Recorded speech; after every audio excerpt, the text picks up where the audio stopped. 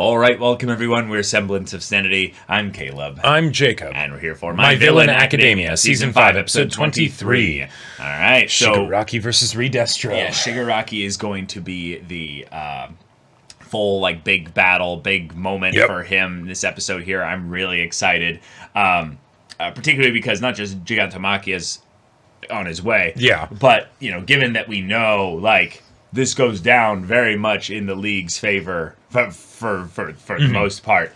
And also, just that part in the OP is something I'm waiting for. I'm waiting for Shigaraki's hands out, just explosions going on around him. Because I still don't know if that's Gigantomachia or not. It probably is. It could be. But it could just be his Quirk. But it could be his going Quirk. Just out, And I don't believe we saw Re-Destro in the present time. I don't remember, no. So, yeah. Yeah. Twice. Last episode was incredible. Yep. I'm wonderful. so glad I'm wearing a Twice shirt because of that. That was so exciting. Excellent. And let's continue the focus, moving around the members of the League of Villains.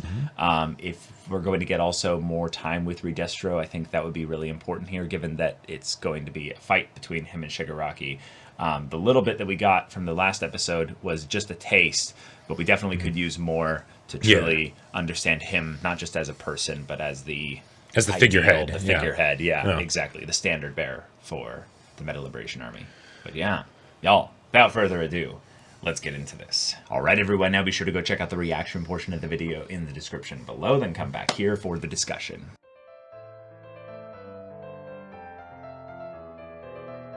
Alchemy, the science of deconstructing and reconstructing matter. Except there's no reconstruction here. There's no reconstruction here. Yeah. No. Boy. Oh my god. We got to see it in full. And they started with the dog. Of course. We knew there was a dog earlier in the season, but the idea that of course it starts with the dog. The one who unconditionally loves little Tenko. Exactly. Yeah, it's perfect. Right. It starts with the ones that care for him the most and the most absolutely. And it goes to the less and less and less. Right. So you have Hana, who was scared and lied and said that... Because who wouldn't be scared with a dad like that? Yeah, if your dad is abusive like that... Of course you're going to be terrified. Yeah, absolutely. But the solidarity we thought they had, because very cleverly they had the scene before this happened, where she's like, I snuck this out of his study. Yeah. Our grandma was a hero. And you know what? That's kind of cool, is that he was so absolute in his ruruda about this that they didn't know, even though he kept the picture. Well, right, but Nana Shimura was the All Might of the time. Right, now granted, I don't think it was to quite that degree. No, she wasn't a symbol of peace. That was All Might's idea. But my point is that she would have been a top-tier hero. Top hero, very popular, so they would have seen her probably at some point, or heard of her, but there would have been no connection to them specifically, probably because she intentionally did not use her name as her hero name. Exactly. So that's probably its own thing there. But and then also, oh my god. And then also the fact that because she died when their dad was a kid. Right. So and it's a great way to show how. Oh yeah, you're right. Yeah, you're so right. So they wouldn't have. Yeah, it would have been a long time before. But it's something where we can see the genesis of how it all happened. Yeah, how a villain is created. And the god, it's created in some ways by heroes. Well, sure, by heroes. This one specifically was, at the very least. Right, but then it's also by just generally people being awful, yeah. But basically the idea that society is not broken in some special way. Human beings are broken in fundamental ways, and this is just a way to basically put on display the the good and the bad, the brokenness and the areas where people are whole, right?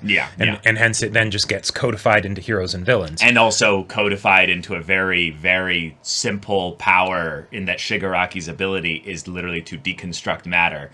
Yeah. And it works so well because him as a character is one that has been simplified at many points down to the one that is so afraid, angry, full of hatred, full of pain and rage and suffering and all that, that he would rather destroy than create anything. Yep. And yeah, we assumed correctly that the reason for that was because of a lot of the things that they had been hinting at for seasons at this point of what happened with his family. Right. And now we got to see it in all its bloody, gory, messy fashion. Abusive dad who is scared shitless at the idea that he would raise a hero. Yeah. Which is like, so like, I get like the thing that's so twisted about this is like you understand the dad. I understand the dad except for the abuse part. Except for the abuse part, right? Exactly. Yeah, yeah. And that's kind of the On the one hand, you know, I could see someone being like, okay, that breaks my immersion, whatever. How would he get from here to there? Well, he's a broken person. Yeah. See, and that's the issue, right? And the, you know, like the thing that Nana left in the letter of, you know, even if you end up hating me, I will always love you, right? That doesn't matter if you're gone, though. Well, it doesn't matter if you're gone, right? And because he probably wasn't able to fully process that and whatnot, right? Then suddenly it's the, well, okay, I'm going to be super controlling so that way this doesn't happen to anyone else. Tell me, what's better, an absent parent or a parent that actively abuses you? Yeah. It's really hard. You got what you wanted. Yeah. You got what you wanted. You were there for your children. Way to go. God, I love the twisted aspect of this in that you can understand in a really sick way that the father could have also become a villain, so to speak. Oh, if he'd just gotten like a quirk that like allowed him to, or well, no, basically, I'm sure he had a quirk. It's just probably, irrelevant what his quirk was. Right. He wouldn't foster it or anything. Right, exactly. He probably intentionally did not foster it and specifically decided, I will do everything through my desire to, you know, run a business, basically, and then build an insular home upon which I will recall my family and everyone to this. And we'll live in our little bubble. Yep. Live in our little bubble and ignore the world outside. Teach repression to our children. That will definitely go well. Yep. You know? Exactly. I mean, in a really interestingly like weird way, the fact that the father's insanity basically was so at least pushed back to the point where it didn't fully come out until he had a kid shows how repressed he was. Oh. Like how much he had basically forgotten maybe his own trauma. Sure, because if it had been something that he had not locked away, then he would have been forced to deal with it. And he would have either dealt with it or it would have spilled over into things like his business and he wouldn't have been probably as you know. It would have ruined the opportunities for his you know, financial success. Right, yeah. It's something where I could definitely see it being something where he kind of channeled all of that messed up emotional issues into basically, all right, I'm just not going to think about it. Yeah, ruthless businessman, whatever, you know, and all of that. And then, God, like, it's one of those things where a simple like reality check, you know, well, he got one, but before, you know, this, I would think would make him be like, it's like when the characters in the anime are like trying to like track with something to make it easier for the audience and they can't quite follow. And it's like, okay, so this to get this, but they're contradictory, you know, exactly. It's like, is this not working out for you? Yeah. You really think so? Yeah. I love also the idea that the grandparents were there, and this is such a subtle thing, but the fact that the grandparents are there reinforces the idea that they weren't able to actually be there for the mom. No, well, for Tenko, for the kids, the couple. Sure. Like at the very least, like that's something that they as being in-laws, you know, but were not basically they were trained basically to keep distant, the separation of it's the family unit. right. Yeah. It's something where, in a lot of ways, they were all dependent on the things that the father supplied, right? Mm-hmm. Because he managed to be successful in business, he got them this house and everything where they were all living together and whatnot. Mm-hmm. And so then he's doing some things that he really shouldn't be, and they turn a blind eye just long enough for it to become irreparable. Mm-hmm. Right? Because the idea of like, hey, that they eventually were like, this is a problem, you can't do this, we're not going to put up with this. Yeah. Great. Way to go. I you see what your hesitancy got you, though? Yeah, exactly. They don't even get to have the consequences, basically. Nope. They just are gone. I love that Shigaraki's quirk was also used in a clever way to set up that he's been also repressing his quirk this entire time as well. Yes, that was fun. And yeah. that we have a couple new cool aspects of his quirk that were visually explained to us. Yep. Well done, MHA. Mm-hmm. One, through his feet. Yep. Mm-hmm. I cannot express to you how much I loved the thing in MHA Season 4 when Deku started using his feet, basically. Or was it season... No, it was season... I think it was Season 4.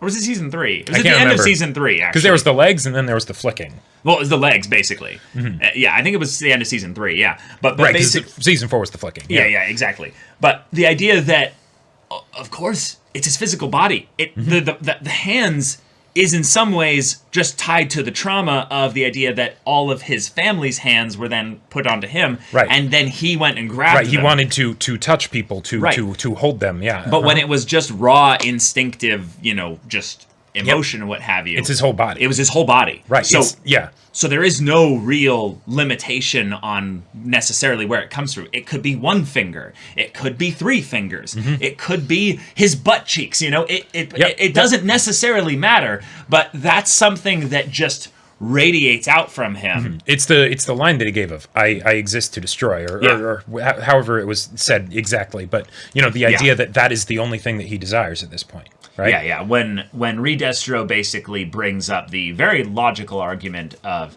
hey, at the very least, I am someone that turns the destructive behavior, not the destructive behavior, but the destructive potential response of the body. The physical body basically puts stress so that you can fight or flight. You can basically get away from a situation that is hostile.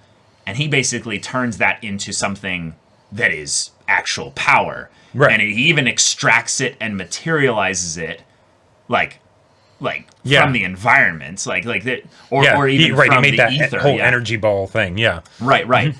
So that's something that Shigaraki, in a kind of a cool way, he releases stress into objects or into his environment. Okay. And basically turns it wild. Yeah. So there's this cool yin and yang to their powers, almost in a fun way, of where he's like, I take that stress and I, enhance myself. You take your internal stress and release it out. Okay. I had never thought about it that way, is that it's in some ways, it's a form of physical stress. Sure. Like, you could call it vibrations or whatever it is that's actually happening to the matter that's causing it to disassemble. Yeah, I mean, it's some kind of energy or whatever that is being released into it. Either way. Yeah. Yeah. But just then, that being something where his own past stresses, his own past trauma gets dredged up to the surface because he's, about to die. Yeah. Why am I remembering this now? Well, life flash before your eyes, that whole thing. Yeah. The last time you felt maybe this close to death, was when you were a little boy. Yeah. Feeling like a villain was attacking you. God, that was great. I loved that from his perspective. Because it's like, you could see it as part disassociation, but it's also just totally. Confusion, right? Yeah. Because he had no idea that he had a quirk, right, or anything like that, and then all of a sudden this starts happening.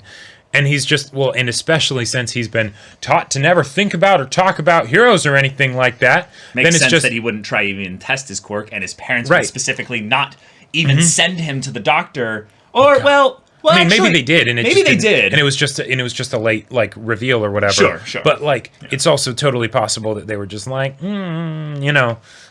But regardless, when this starts happening, he's like, well, obviously it's not me. One, I wouldn't want this to happen. I wouldn't want to kill my dog. Yeah. But two, I've I've then been thinking about just heroes and villains and things like that within my own head, since it's not talked about at home. Oh, this must be some villain attacking. So help me, don't leave me alone outside. Yeah, like that. I love the idea also that it's kind of the same thing of what happens when his dad would basically throw him out here, or hurt him. Is that you get the idea that his dad is in his head a villain, so he's like, no, don't treat me like dad. Sure. There's a villain attacking me. Right. I don't want to be alone in the midst of this whole thing. And in some ways, there was a villain attacking him. Yeah, there was. Yeah. Yeah. Yeah. God. Okay. And you fought back and you defeated the villain, so you're a hero, right?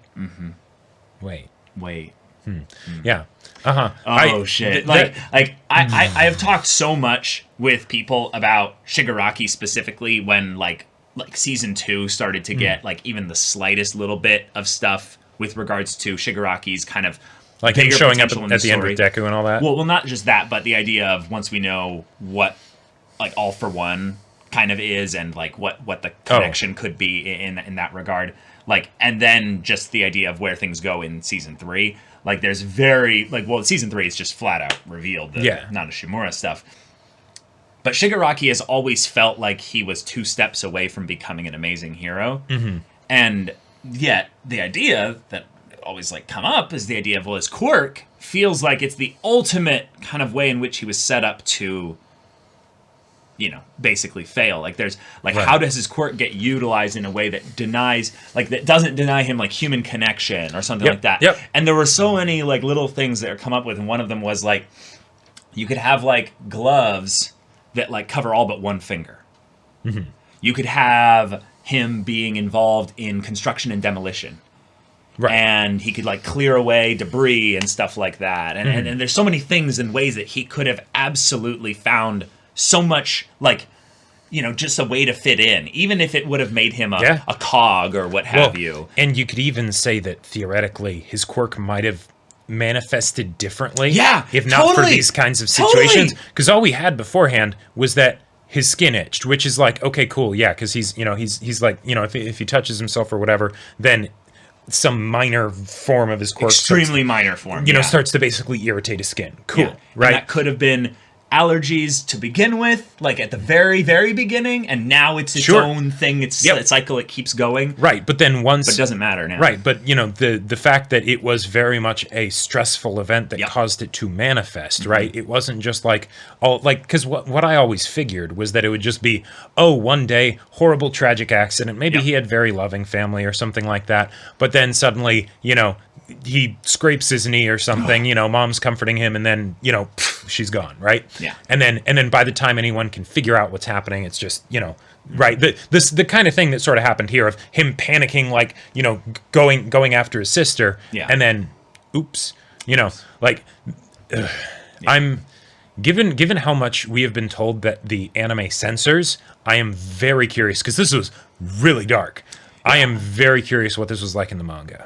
I could see the main thing in which it was different would be that there would be less just blood and little pieces, but instead like, things that didn't dissolve fully. And that was one of the things that stylistically was very effective at communicating how traumatizing this was. Because slaughtering your family in general, that'll fuck you up. But if they completely disappeared into ash, then you might not see the evidence that you did it, right? You might start to question, like, oh, was that really me? And originally I thought that that's how it would lead to him killing his whole family, is that he wouldn't actually, like, he'd be in, like, disbelief or whatever, and he could even maybe disassociate because they disappeared entirely into ash. You just wiped that concept from your mind, and then you're just like, I don't know where Sis is, right? Yeah. And then, someone comes up to you. Where's the dog, Right, exactly. Yeah. But no. No, it's got blood and chunks and all of that. Way easier for him to notice. Which makes sense, too, because he hasn't used his quirk before. Yeah. So. And probably once he realized what was going on, recoiled. Sure. But yeah, even then we get this. I loved the terror in the shot of him having just killed his father.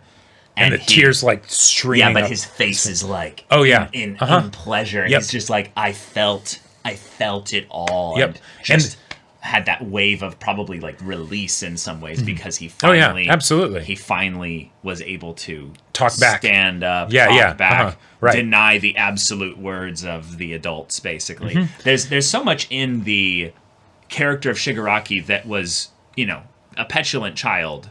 Sure. When we met him. Yeah, and the other characters will even comment on that of like, Yeah. what, you expect us to follow you? You'll have to come up with a better motivation than that. Like, Yeah, come on. yeah, and that's been his character arc is growing up Yep. because he never was able to. I wonder at least why. in a healthy way, and because of that, there seems to have been this really cool thing that they're setting up where his quirk was also childish, and over the course of this whole thing, all the stress of this, and I'm actually even curious if they're kind of hinting at the idea that because of what Re-Destro hit him with, that stress transmitted into him in some ways, and that's a really weird leap. Yeah, I know, but it's a fun like little. It's at the very least thematically similar. That basically I'm going to wipe away all the things that are bad around me. Yeah. Goes up against the person that's the big ball of stress. Yeah. Right. Yeah. Yeah. It's kind of the whole thing of, you haven't read my black pages. Right. You don't know the kind of stress I live with daily. You know? And also the fact that he's a suit wearing dude maybe reminds Shigaraki of home. Oh God, a big man, coming in, big businessman, venting his stress on you. Oh my God, and his childhood trauma because of his ancestors. Yes, right? You're right. Holy shit, that's so good. Wow. Yeah. Well done, My Hero Academia. Wow. One thing that I want to say good connection there. that I brought up, I think, during the reaction, but I just want to go into a little bit more. I am really glad that the dad was last. Yes. So originally I thought that the dad was going to be first, right? And then it would be like... He deserves to have the consequences of seeing it. Well, right. He deserves to have the consequences of seeing it, but at the same time, that would make for a very, it would make for a different flavor of how the whole event would have gone down. Mm-hmm. Because even if everyone ended up dead, it would have been like, oh, the dad dies, and maybe it's like the... Don't worry, we'll protect you. We'll talk with the heroes and stuff like that. Who knows? Whatever. Maybe it's the still, oh my God. What did you do? What did you do, right? But oh, yeah, I kind of wanted to kill Dad, and then that gets out of hand because then I didn't think that I actually could, for one, and two, I didn't think it would have these kinds of consequences and all that stuff, and then spirals out of control, or who knows, right? Yeah, and then maybe he hurts some of the others, but it then becomes a thing of where they put him into, rehab or therapy of some kind. Right, it spirals out into some other kind of really messy way. But having it go this way, where it's the like we said, the order of the ones that cared about him in the most, 100% genuine way. Yeah. That just... It made it feel cathartic for me when he ended up killing the dad at the end. Right? And I think that's really important for us to have because there's the idea of, oh, okay, a villain must be attacking, and then kind of the, oh, I'm the one doing this and being happy about that. But also the, no. See what you did, kind of, right? Yep. It's very poetic and yeah. That being said, that was a lot for me to watch. That was a lot, yeah. And just the full realization then of what these hands then fully represent. Oh yeah, the fact that he still puts Dad's hand on and gives special attention to that one, that takes on a whole other kind of meaning. Yeah. Oh my God. All right. So in the battle for this whole city, and for in some ways to see who's going to shape the world of heroes moving forward. Yep. Shigaraki and Re-Destro are thrown down, but there is a third party that has arrived, very big and very large and in charge. And yep. I really want Armored Titan theme song to kick in right about now, but okay. Will this end with Gigantomachia? Will Gigantomachia die here? Possibly. At the very least, he'll draw aggro from Shigaraki, which will be helpful because Shigaraki doesn't have a physical enhancement quirk, so he is very vulnerable. He still has, what was it? part of his hand broken. It was like there were some fingers and his that foot were was broken. super bloody too. Yeah, but I think when he gets grabbed, Re-Destro didn't break his arm. He specifically like broke part of his hand. Yeah, and that was then the fingers that weren't fully shattered like touched him. right. And that was his thing of, oh, he doesn't need all 5 fingers necessarily. Right, which I gotta say, Re-Destro, you got balls to say, the guy that has disintegrating hands, I'm going to grab him and immobilize him by the hands rather than like the arms or something like that. But Yeah, there were 2 fingers that touched him, and that was enough. And I'm curious. This is because this is something that I feel like we don't necessarily fully know the mechanics of how all of it works and stuff. But since Re-Destro started to disintegrate a little bit, then does that mean that will continue until he's completely disintegrated because of the stuff that we got with Overhaul in season 4? It could be.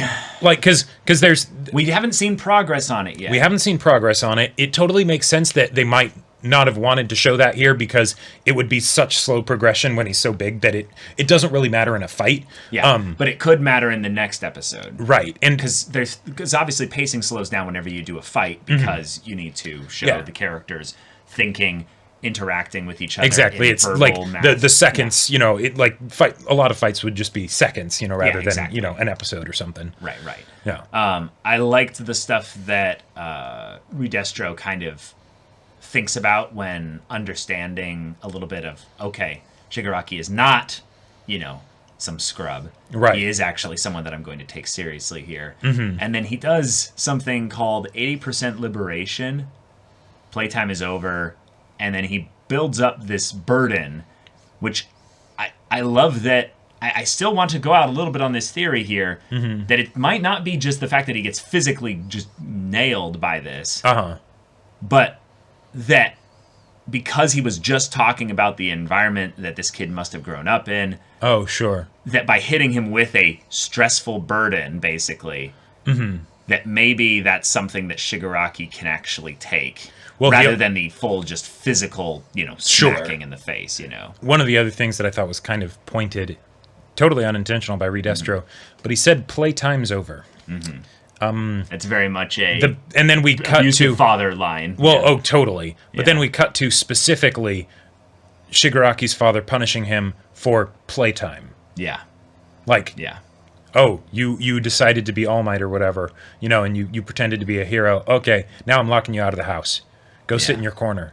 He did think specifically about the grandparents when he got hit there. Yes. But yeah, I know what you mean. But the first thing when we go into like the backstory proper, the backstory is a time when playtime was declared over by Big Bad Dad. I also loved the idea that Shigaraki's line here, he kind of whispers with his conviction, if you will, is that, no, I don't need a future. There's something so perfectly vengeful about Shigaraki's desires now being something about how he might fully understand the cost of vengeance, or the cause-effect relationship that existed between him all the way back to the society that's built on heroes. Gotcha. And that's it. He understands that connection now because he's old enough, and he's like, I know I will tear that whole thing down. Oh yeah. So that kids like me, don't that never happens again. Right. And he doesn't even need to think about it that way. All he knows is that it's like, no. It's something that I despise. I will destroy that. That is something that I will gain. So imagine in his head, he remembers the pleasure that he got now. Like he remembers it now, basically from when he killed his father. Imagine the pleasure he would have being on top of a broken hero society where he's like, I did it. Like. Yeah. I didn't topple their Lego set. I broke the Lego company. Right. I also got to say, I love that they made his hairstyle before, having his own quirk be the reason that his hair changed color. I love that. I was always a fan of that happening with Rogue. But the fact that before that, his hairstyle looked a lot like Deku. It's almost eerie how much he looks like a baby Deku. Yep, it's just got a lot of wrinkles, a lot of creases around the eyes. They are totally setting up basically the if he is destruction, then Deku will be creation or reconstruction. Yeah, and they'll Yeah, they'll be the heralds of the new age. Oh boy. But oh my god, I have a thing with eyes specifically in anime.